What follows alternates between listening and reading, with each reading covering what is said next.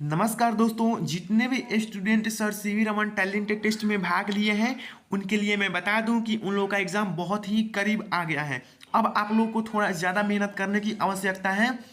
इस वीडियो में मैं आपको कुछ क्वेश्चन प्रीवियस ईयर का डाला हूं और कुछ क्वेश्चन मैं आपको कॉम्पिटिटिव क्लास का एंड कुछ क्वेश्चन मैं अपने से गेस किया हूं और 2-3 लोग मेरे द्वारा क्वेश्चन गेस किए हैं, वो क्वेश्चन मैं आपको बताऊंगा।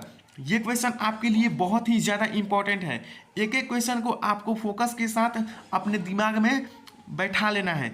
तो चलिए हम लोग क्वेश्चन का प्रैक्टिस करते हैं। और हाँ, आप लोगों के दिमाग में जो जो कुछ क्वेश्चन है उसका डिस्कशन हम लोग वीडियो के आगे करेंगे।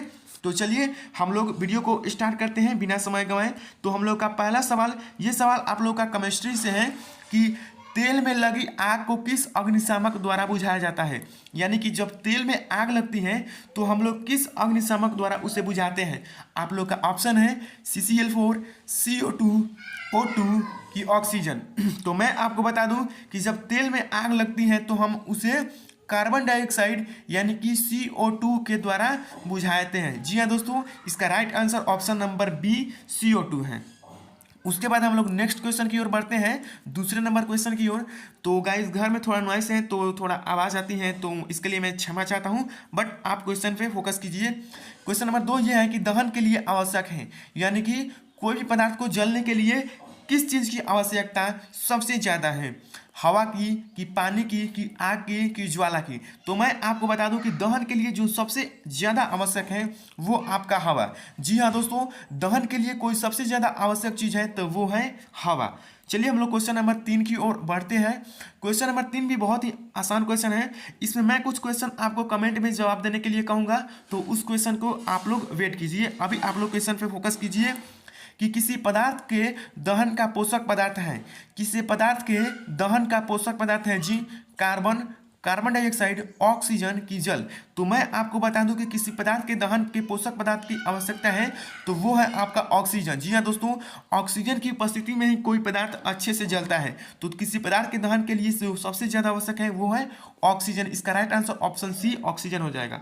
उसके बाद हम लोग नेक्स्ट क्वेश्चन की ओर बढ़ते हैं और मैं कुछ क्वेश्चन का आप लोगों को कमेंट में जवाब देने के लिए कहते हैं। तो बहुत सारे लोगों का ये कहना होता है कि सर हम लोग कंफ्यूज होते हैं, आप ही आंसर दीजिएगा। तो मैं बता दूं कि कुछ क्वेश्चन के आंसर तो आप लोग कीजिए ही कीजिए, ताकि आप लोग को अच्छी तरीके से और प्रैक्टिस होगा, ताकि आप लोग क्वेश्चन को खोजेंगे तभी तो आपके दिमाग पे जोर पड़ेगा और आपका दिमाग और भी जल्द काम करेगा। और वो जो मैं क्वेश्चन दूंगा वो क्वेश्चन तो आपको हमेशा के लिए याद हो जाता है। जी हाँ दोस्तों, हमेशा के लिए याद हो जाता है, इसलिए मैं वो क्वेश्चन आप लोग को देता हूँ। तो चलिए क्वेश्चन नंबर 4 क्या है कि विद्युत उपकरणों में लगी आग को बुझाने के लिए सबसे अच्छा अग्निशामक है। यानी कि जो इलेक्ट्रिक गैजेट्स होते हैं तो उसमें आग लगती है तो उसके बुझाने के लिए सबसे अच्छा अग्निशामक क्या है जी। पेट्रोल है कि पानी है कि रेत है कि कार्बन डाइऑक्साइड है। तो मैं आपको बता दूं कि जो विद्युत उपकरण को आग से बुझाने के लिए सबसे अच्छा जो अग्निशामक है वो आपका कार्बन डाइऑक्साइड होता है। जी हाँ दोस्तों, कार्बन डाइऑक्साइड गैस आप फैला दीजिए, वो आग बहुत ही जल्द बुझ जाएगी। तो चलिए हम लोग क्वेश्चन नंबर 5 की ओर बढ़ते हैं। 5 नंबर क्वेश्चन क्या है जी, तो ये है कि निम्नलिखित में कौन सा दहनशील पदार्थ है, यानी कि कौन सा जो जलने योग्य पदार्थ है। जलने योग्य आपको पदार्थ बताना है, कांच, लोहे के कील, सीमेंट, केरोसिन। तो हम एक एक ऑप्शन की बात करते हैं।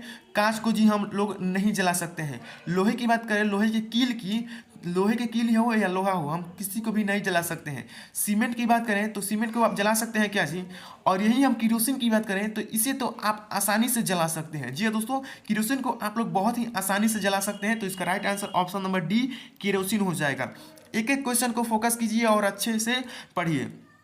उसके बाद हम लोग का क्वेश्चन नंबर 6 है कि निम्न में कौन स्वतः दहन का उदाहरण है। स्वतः दहन का कौन उदाहरण है जी। श्वेत फास्फोरस, लकड़ी का जलना, पटाखा कि इनमें से कोई नहीं। तो स्वतः दहन की बात करें तो ये क्वेश्चन इस साल के लिए बेहद इंपॉर्टेंट है। इस क्वेश्चन को VVI कर लीजिएगा। जी हाँ दोस्तों, इस क्वेश्चन को आप लोग VVI का टिक कर लीजिएगा। तो मैं आपको बता दूं कि इसका राइट आंसर होने वाला है श्वेत फास्फोरस। जी हाँ दोस्तों, व्हाइट फास्फोरस इसका राइट आंसर होने वाला है। श्वेत फास्फोरस ये स्वतः दहन का एक उदाहरण है। और क्वेश्चन नंबर हम लोग 7 की ओर बढ़ते हैं। तो क्वेश्चन नंबर 7 ही उसका उल्टा दे दिया है कि निम्न में कौन सा अदहनशील पदार्थ है, यानी कि जो जलने योग्य पदार्थ नहीं है। तो आपका ऑप्शन है लकड़ी, कोयला, पेट्रोल की पत्थर। लकड़ी को हम लोग बहुत ही आसानी से जलाते हैं और इससे खाना भी बनाते हैं। कोयला भी आसानी से जला लेते हैं और इससे खाना भी बना लेते हैं। और पेट्रोल की बात ही नहीं करें, पेट्रोल तो एक चिंगारी उसको चाहिए वो उसको जलने के लिए। और यही हम पत्थर की बात करें तो पत्थर को आप कुछ भी कर लीजिए, आप इसे जला नहीं सकते हैं। तो याद रखिएगा, इसका right answer option number D हो जाएगा। ये लॉजिकल क्वेश्चन और बहुत ही आसान क्वेश्चन है। उसके बाद हम लोगों का क्वेश्चन नंबर 8 है। क्वेश्चन नंबर 8 ये है कि लकड़ी का जलना किस प्रकार के उदाहरण का है। लकड़ी का जलना किस प्रकार के दहन का उदाहरण है जी? मंद दहन है कि विस्फोटक है कि स्वतः दहन है कि इनमें से कोई नहीं? तो लकड़ी का जलेगा तो ये कुछ विस्फोट करेगा क्या जी? जी नहीं। स्वतः दहन है क्या? लकड़ी अपने आप जल जाएगा क्या जी? ये तो कोई भी केरोसिन वाइट फास्फोरस नहीं है। तो हम बात करें तो मंद दहन की, तो मंद दहन है जी हाँ दोस्तों, ये धीरे धीरे जलेगा। लकड़ी का जलना किस प्रकार के दहन का उदाहरण है जी? तो मंद दहन का उदाहरण है। उसके बाद क्वेश्चन नंबर 9 की ओर बढ़ते हैं। तो क्वेश्चन नंबर 9 ये देखिए क्या है कि दहन की क्रिया के लिए निम्न कौन सी शर्त आवश्यक है? दहन की क्रिया के लिए निम्न में कौन सी शर्त आवश्यक है? आपके पास 4 विकल्प हैं। चारों विकल्प को देखिए। अदहनशील पदार्थ की उपस्थिति, पदार्थ के ज्वलन ताप की प्राप्त, वायु की अनुपस्थिति की इनमें से कोई नहीं। तो मैं आपको बता दूं कि दहन की क्रिया के लिए सबसे ज़्यादा कोई इंपॉर्टेंट है तो वो है वायु की अनुपस्थिति। जी हाँ दोस्तों, आप वायु की अनुपस्थिति में कोई भी वस्तु को नहीं जला सकते हैं। तो इसका right answer option number C हो जाएगा। क्वेश्चन नंबर 10 की ओर आगे बढ़ने से मैं आपको बता दूं कि बहुत सारे लोगों का कमेंट में बहुत भिन्न भिन्न प्रकार के सवाल होते हैं कि सर एग्जाम में कितने क्वेश्चन होंगे, एग्जाम में कितना समय मिलेगा, ऐसी बहुत सारी क्वेश्चन होती हैं। तो मैं आपको बता दूं कि आपके दिमाग में जो जो कुछ भी डाउट है आप लोग कमेंट करते हैं, तो आप लोग ये कभी मत समझिएगा कि हम उसका इग्नोर कर रहे हैं।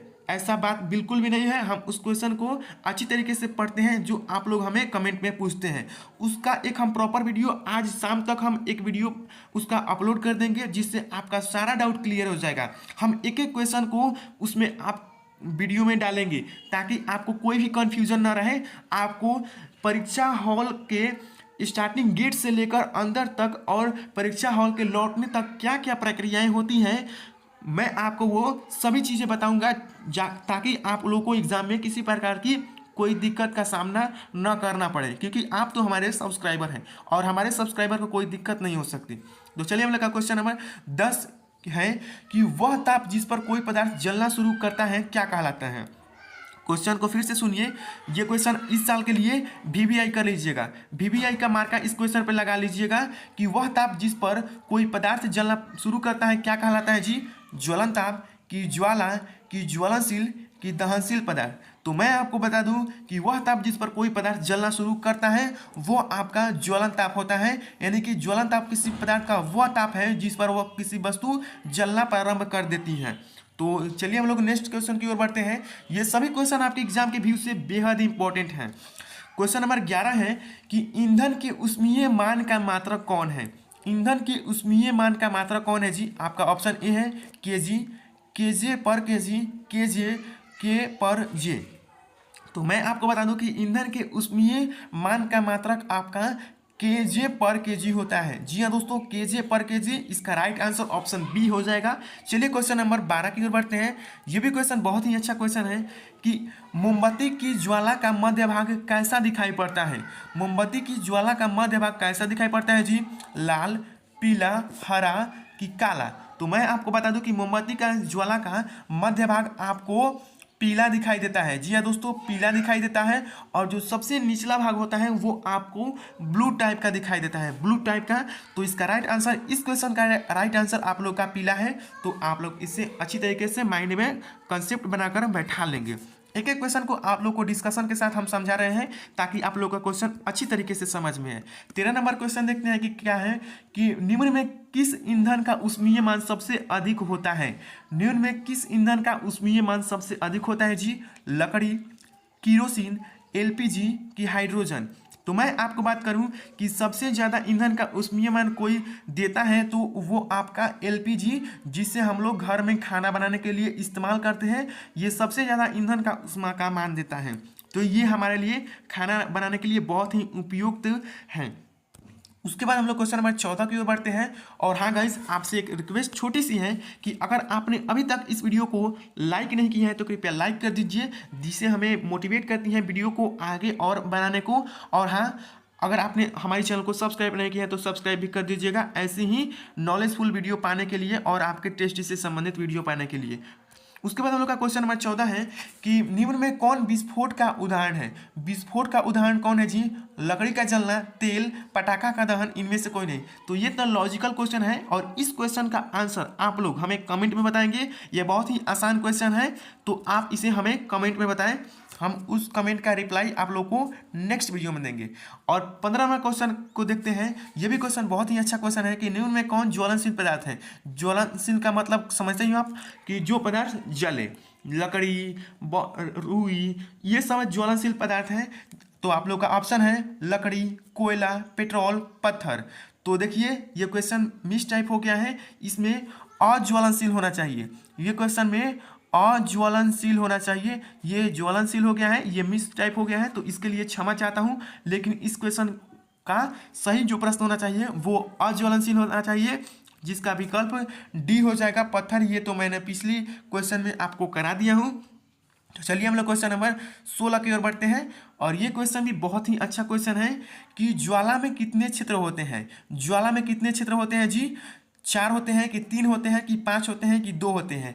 तो इस क्वेश्चन का भी आंसर आप लोग को हमें कमेंट में बताना है। ये बहुत ही अच्छा क्वेश्चन है, तो और हमें कमेंट में बताइए। और चलिए हम लोग इसके बाद फिजिक्स के कुछ क्वेश्चन को देखते हैं। तो चलिए हम लोग अब कुछ फिजिक्स क्वेश्चन देख लेते हैं।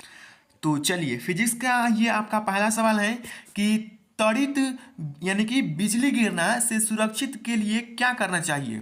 यानी कि जो बिजली गिरती है उससे हमें बचने के लिए क्या करना चाहिए। हमें ऊंचे ब्रिज के नीचे शरण लेना चाहिए, कि जमीन पर लेट जाना चाहिए, कि ट्रैक्टर के पास छिपना चाहिए, कि खुली जगह में घुटनों के बल सिमटकर सिर को हाथों के सहारे लेट जाना चाहिए। तो इसका मैं बता दूं, ये बहुत ही लॉजिकल क्वेश्चन है और आसान क्वेश्चन है कि खुली जगह में घुटनों के बल सिमटकर हमें सिर को हाथ से दाब लेना चाहिए, यही इसका राइट आंसर हो जाएगा। उसके बाद हम लोग क्वेश्चन नंबर 2 देखते हैं। क्वेश्चन नंबर 2 ये है कि भूकंप की तीव्रता मापने वाले यंत्र को क्या कहते हैं जी। ये क्वेश्चन इस साल के लिए मैं बता रहा हूँ ना, आप MVVI कर लीजिएगा। MVVI मतलब तो आप लोग समझते ही होंगे कि इस क्वेश्चन को आप लोग MVVI कर लीजिएगा कि भूकंप की तीव्रता को मापने वाले यंत्र को हम लोग क्या कहते हैं जी। रिक्टर पैमाना, कि कमानीदार तुला, कि साधारण तुला, कि इनमें से कोई नहीं। तो मैं आपको बता दूं कि जो भूकंप की तीव्रता मापता है वो आपका रिक्टर पैमाना होता है। जी दोस्तों, रिक्टर पैमाना यही एक यंत्र है जो भूकंप की तीव्रता को यानी कि इंटेंसिटी ऑफ आपका भूकंप को बताता है। उसके बाद हम लोग को क्वेश्चन नंबर 3 देखते हैं कि क्या है। देखिए अभी आप लोग को जितना हो सके उतना ज़्यादा क्वेश्चन का प्रैक्टिस कीजिए, यही आपके लिए बेहतर होगा। मैं डिस्क्रिप्शन बॉक्स में आप लोग को लिंक दे दूंगा, जिसमें मैं जितना क्वेश्चन कराया हूँ उस सभी का लिंक आपको इस वीडियो में मिल जाएगा। और वहाँ से आप क्वेश्चन को 1 बार 2 बार 3 बार क्वेश्चन को देख लीजिए, ताकि एक एक क्वेश्चन आपके दिमाग में छप जाए और आप लोग सही सही आंसर करके बहुत सारे इनाम जीते।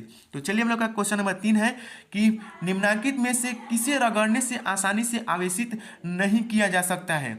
इस क्वेश्चन को अच्छी तरीके से समझिएगा कि निम्नलिखित में किसे रगड़ने से आसानी से आवेशित नहीं किया जा सकता है। आपका ऑप्शन है तांबे की छड़, प्लास्टिक पैमाना, ऊनी वस्त्र या फूला हुआ गुब्बारा। तो मैं आपको बता दूं कि देखिए इस क्वेश्चन को अच्छी तरीके से समझिए कि प्लास्टिक पैमाना यानी कि प्लास्टिक का कोई वस्तु है तो उसे आप रगड़ेंगे तो देखिए हम लोग आसानी से आवेश उसी में उत्पन्न कर सकते हैं जो अचालक हो, यानी कि जिसमें विद्युत धारा का प्रवाह नहीं हो सके। यानी कि प्लास्टिक में हम लोग विद्युत धारा का प्रवाह नहीं कर सकते हैं, ऊनी वस्त्र में भी हम लोग नहीं कर सकते हैं और फूला हुआ गुब्बारा में भी नहीं कर सकते हैं। तो इसको हम लोग आसानी से आवेशित कर सकते हैं। और यही हम तांबे की छड़ की बात करें तो इसे हम लोग आसानी से आवेशित नहीं कर सकते हैं। क्यों? क्योंकि ये देखिए इसमें विद्युत धारा का प्रवाह आसानी से हो जाता है और जब हम इसे रगड़ेंगे या तो देखिए ये आवेश को अपने में ही ऑब्जर्व कर लेगा और आवेश उत्पन्न करने ही नहीं देगा। तो इसका right answer option number A तांबे की छड़ हो जाएगा। तो चलिए हम लोग क्वेश्चन नंबर 4 की ओर बढ़ते हैं। क्वेश्चन नंबर 4 में बहुत ही अच्छा क्वेश्चन है कि विद्यालयों या भवनों के ऊपर त्रिशूल आकार की धातु की पट्टी लगाई जाती है। ये क्वेश्चन तो आपके एग्जाम में रहेगा ही रहेगा कि विद्यालयों या भवनों के ऊपर त्रिशूल आकार की वस्तु धातु की पट्टी लगाई जाती है। क्यों लगाई जाती हैं? सुंदरता के लिए, कि विद्युत विसर्जन के लिए, कि मजबूती के लिए, कि प्रकाश अवशोषित करने के लिए। तो मैं आपको बता दूं कि विद्यालय या भवनों के ऊपर त्रिशूल आकार की धातु की पट्टी इसलिए लगाई जाती है क्योंकि वो अगर बिजली गिरे तो वो विद्युत विसर्जन से बच जाए, यानी कि वो बिजली सीधे मतलब त्रिशूल के माध्यम से आपके जमीन में सीधा चल जाए और आपके घर पे कोई भी क्षति न हो और आपके ऊपर भी कोई क्षति किसी प्रकार की बिजली के गिरने से न हो। उसके बाद हम लोग का क्वेश्चन नंबर 5वां है कि समान आवेशों के बीच होता है। समान आवेशों के बीच क्या होता है जी? आकर्षण की प्रतिकर्षण की, आकर्षण एवं प्रतिकर्षण दोनों की, इनमें से कोई नहीं। तो ये भी क्वेश्चन बहुत ही आसान क्वेश्चन है, तो इसका आंसर आप लोग हमें कमेंट में बताइएगा। उसके बाद हम लोग क्वेश्चन नंबर 6 देखते हैं कि भूकंपी तरंगों को किस यंत्र द्वारा अभिलेखित किया जाता है? भूकंपी तरंगों को किस यंत्र द्वारा अभिलेखित किया जाता है? भूकंप लेखी, रिक्टर पैमाना, कंप्यूटर या इनमें से कोई नहीं। तो भूकंपी तरंगों को भूकंप लेखी यंत्र द्वारा अभिलेखित किया जाता है, यानी कि भूकंपी तरंगों को किस यंत्र द्वारा अभिलेखित किया जाता है जी? तो भूकंप लेखी द्वारा। तो इसका right answer option number A हो जाएगा। उसके बाद हम लोग का क्वेश्चन नंबर 7 देखते हैं। कांच को रेशम से रगड़ने पर रेशम में उत्पन्न होता है, यानी कि कांच को जब रेशम से रगड़ा जाता है तो रेशम पर उत्पन्न कौन सा आवेश होता है? आवेश होता है कि ऋणावेश होता है कि धनावेश होता है कि इनमें से कोई नहीं। तो मैं आपको बता दूं कि जब कांच को रेशम से रगड़ते हैं तो रेशम पर जो उत्पन्न होता है वो आपका नेगेटिव चार्ज यानी कि ऋण आवेश उत्पन्न होता है। तो इसका राइट आंसर ऑप्शन बी ऋण आवेश हो जाएगा। चलिए क्वेश्चन नंबर 8 की ओर बढ़ते हैं। आवेश कितने प्रकार के होते हैं? तो मैं आपको बता दूं ये बहुत ही आसान क्वेश्चन है और इसका आंसर आप लोग हमें कमेंट पे बताएंगे। ऑप्शन देख लीजिए, 1, 2, 3, 4। आवेश कितने प्रकार के होते हैं ये आपको हमें कमेंट में बताना है। क्वेश्चन नंबर 9 की ओर देखते हैं। क्वेश्चन नंबर 9 देखिए, क्वेश्चन यह है कि झारखंड की एक प्रमुख आपदा जिससे अधिक व्यक्ति प्रभावित होते हैं क्या है जी?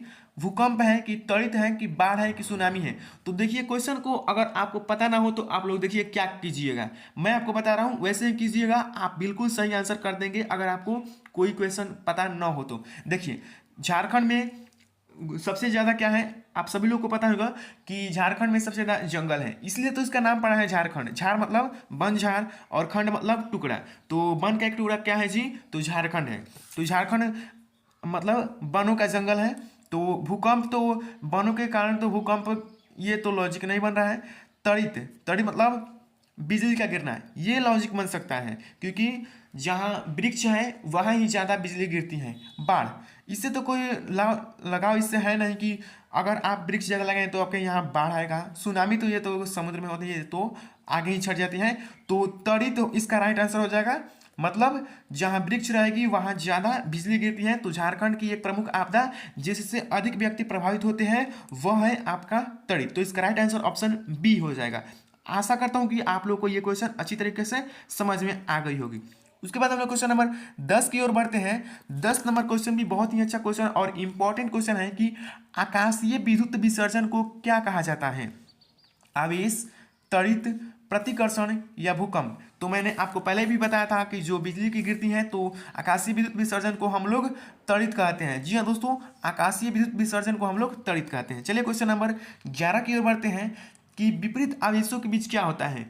तो मैं आपको बता दूं, ये आप लोग अच्छी तरीके से कंसेप्ट बैठाकर अपने दिमाग में बैठा लीजिए कि समान आवेश एक दूसरे को आकर्षित नहीं बल्कि प्रतिकर्षित करते हैं और बल्कि तथा विपरीत आवेश एक दूसरे को आकर्षित यानी कि मतलब ऑब्जर्व एक दूसरे को समीप आते हैं, यानी कि प्लस प्लस आपका रिपल्सन करेगा। रिपल्सन मतलब एक दूसरे से दूर भागेगा और प्लस माइनस की बात करें तो ये एक दूसरे के करीब आएगा यानी कि अट्रैक्शन होगा। तो आप लोग को इसको राइट आंसर तो पता लग ही गया होगा कि विपरीत आवेशों के बीच आकर्षण होता है। तो इसका right answer option number B आकर्षण हो जाएगा। इसके बाद चलिए हम कुछ क्वेश्चन आपके बायोलॉजी के बहुत ही इंपॉर्टेंट क्वेश्चन देख लेते हैं। तो इसके बाद हम लोग का बायोलॉजी का क्वेश्चन नंबर 1 है कि इनमें से कौन से परिवर्तन यौनारंभ के दौरान नहीं होते हैं? शारीरिक लंबाई में वृद्धि, जी ये तो होते ही हैं। गौण लैंगिक गुणों का विकास, ये भी होते हैं। एडम्स एप्पल दिखना, ये भी दिखते हैं। और हम रजो निवृत्ति की बात करें, जी हाँ दोस्तों, रजो निवृत्ति की बात करें तो ये तो नहीं होते हैं यौनावरम के दौरान। तो इसका right answer option number D रजो निवृत्ति हो जाएगा। चलिए इसके बाद हम लोग क्वेश्चन नंबर 2 की ओर बढ़ते हैं। ये सभी क्वेश्चन आपके एग्जाम के व्यू से बेहद इंपॉर्टेंट है, तो इसे अच्छी तरीके से समझिएगा। तो क्वेश्चन नंबर 2 है कि यौना आरंभ के यौना आरंभ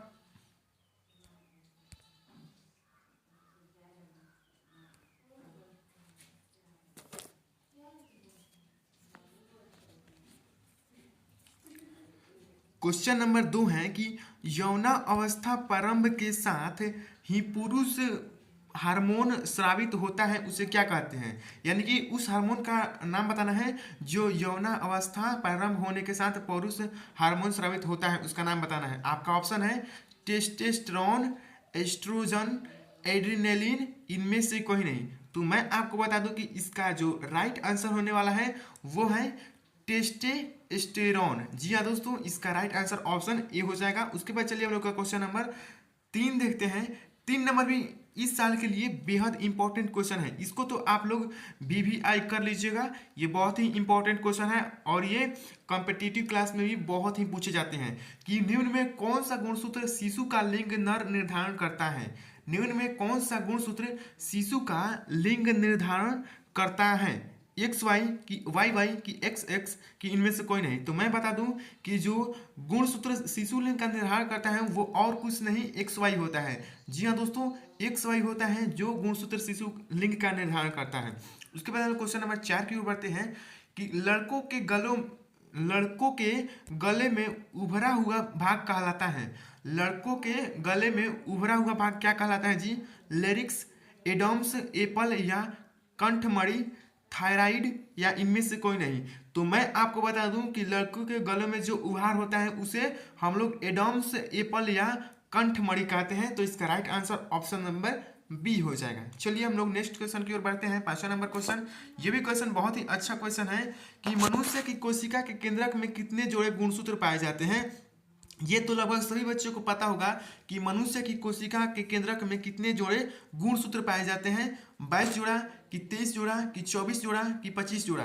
तो देखिए आप लोग कंफ्यूज ना हो कि इसमें कितना जोड़ा पाया जाता है। तो इसका राइट आंसर हो जाता है 23 जोड़ा। जी हाँ दोस्तों, मनुष्य की कोशिका के केंद्रक में कुल 23 जोड़े गुणसूत्र पाए जाते हैं। तो इसका right answer option number B हो जाएगा।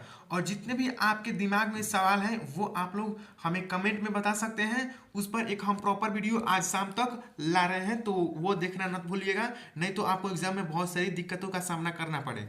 तो 6वां नंबर क्वेश्चन है कि पीड़ित व्यक्ति से स्वस्थ व्यक्ति में एड्स फैल सकता है। कैसे फैल सकता है जी? भाजी न साझा करने से, कंघी साझा करने से, एक मच्छर के काटने से या खून चढ़ाने से। तो ये एड्स फैल सकता है जब आप ब्लड सर्कुलेशन यानी कि ब्लड किसी से लेते हैं या देते हैं, तो आपको एड्स फैल सकता है। तो इसका right answer option number D खून चढ़ाने से हो जाएगा। उसके बाद 7वां नंबर क्वेश्चन, ये भी क्वेश्चन बहुत ही अच्छा क्वेश्चन है कि निम्न में कौन नर जनन हार्मोन है? आपको नर जनन हार्मोन बताना है। आपके पास 4 विकल्प दिए गए हैं कि एस्ट्रोजन, टेस्टोस्टेरोन, पीयूष ग्रंथि या इनमें से कोई नहीं। तो मैं आपको बता दूं कि जो नर जनन हार्मोन है वो आपका एस्ट्रोजन होता है। जी हाँ दोस्तों, एस्ट्रोजन ये जो आपका है ये नर हार्मोन है। तो इसका right answer option number A हो जाएगा।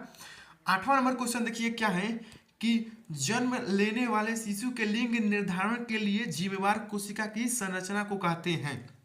मैं फिर से एक बार क्वेश्चन कर रहा हूं क्योंकि ये बहुत ही आसान और बहुत ही इंपॉर्टेंट क्वेश्चन है कि जन्म लेने वाले शिशु के लिंग निर्धारण करने के लिए जिम्मेवार कोशिका की संरचना को कहते हैं। क्या कहते हैं? कोशिका द्रव्य, केंद्रक, प्लाज्मा झिल्ली, गुणसूत्र। तो मैं आपको बता दूं कि ये जो इसका राइट आंसर होने वाला है वो तो आपका गुणसूत्र न होता है जो बच्चे के लिंग का निर्धारण करता है। तो यही इसका right answer option number D हो जाएगा। चलिए हम लोग 9 नंबर क्वेश्चन की ओर बढ़ते हैं कि किशोरावस्था की उम्र क्या है जी?